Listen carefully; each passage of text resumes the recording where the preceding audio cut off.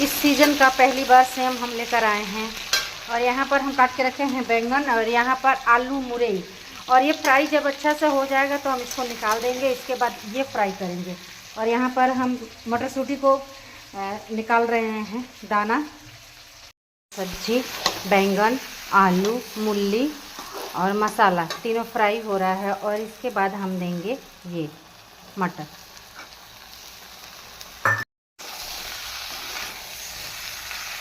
बाद हम देंगे टमाटर।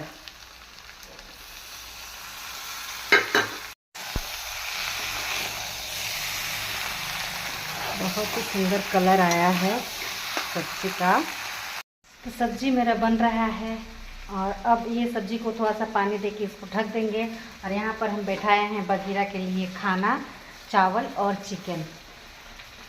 किसको सेम आलू बैंगन मूली का सब्ज़ी पसंद है कमेंट में ज़रूर बताइए। और मेरी वीडियो थोड़ी सी भी अच्छी लगे तो प्लीज़ कमेंट करिए, शेयर करिए, लाइक करिए, सपोर्ट करिए, अच्छा लगेगा।